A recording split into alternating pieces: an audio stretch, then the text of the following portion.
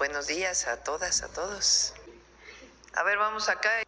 Gracias, Presidenta. Buen día, Dalila Escobar de Proceso. La revista este mes publica el caso de un abuso sexual en contra de 2 menores en el estado de Hidalgo, en medio de un proceso que han mencionado el entorno de las víctimas que llevan el caso, que ellos señalan que está empantanado por tener uno de los presuntos involucrados, tener relación como operador político y contratista del gobierno, de Julio Menchaca.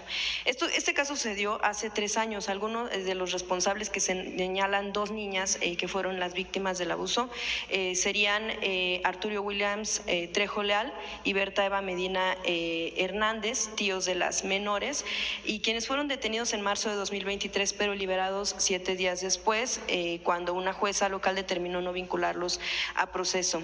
En las declaraciones de las menores también se menciona a otras personas, entre ellos a una diputada local. Y bueno, pues este caso se había presentado también ya aquí en la conferencia. Quisiera preguntarle cuál es el seguimiento, el avance que se tiene en torno a este asunto, si se ha informado respecto de estas creo que personas. atendí personalmente en una gira.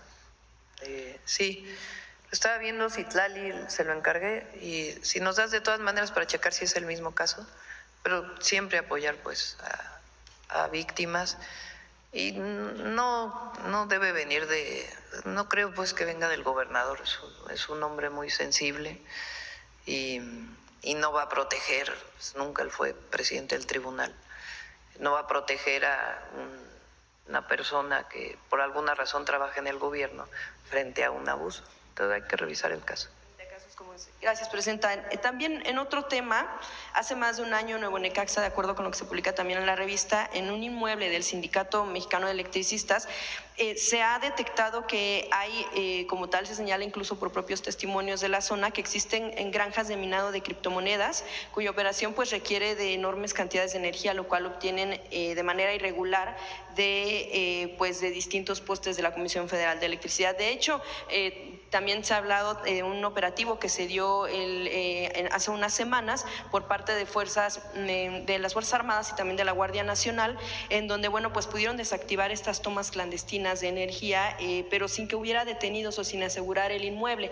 Algunos de los pobladores de esta zona, varias zonas en esta entidad, en Puebla, han dicho que han detectado que en otros inmuebles, no necesariamente solo en ese, hay este tipo de cuestiones irregulares.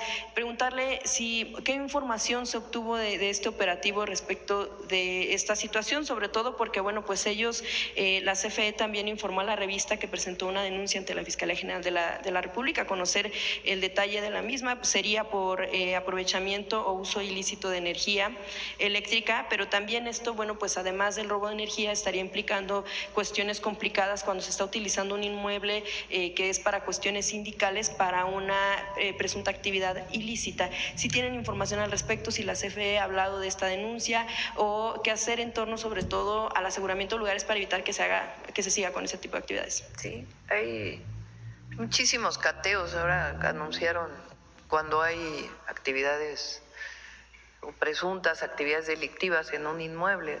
Hoy en el Gabinete de Seguridad se hicieron varios cateos el fin de semana por parte de la Fiscalía General y hay que ver este caso, de qué se trata. Sí, para saber sobre todo si hay otras sedes del propio SME que pudieran estar utilizados, no nada más. Hay que ver porque no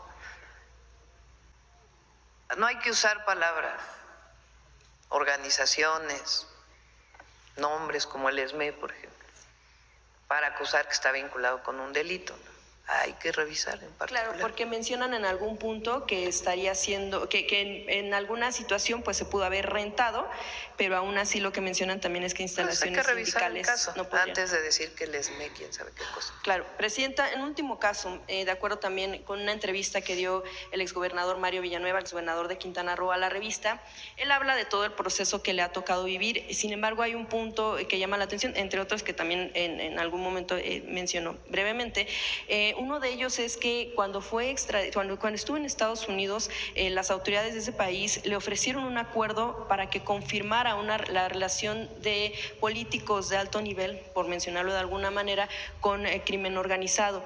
Villanueva, el único nombre que dio en la entrevista fue el caso de Manuel Bartlett. Sí, leí la nota. Le pidieron información. Entonces, preguntarle si justo el gabinete tiene información respecto de esto. Estados Unidos ha solicitado información. No, nada. Y está raro, ¿no? Porque hace mucho que ¿cuántos años fueron?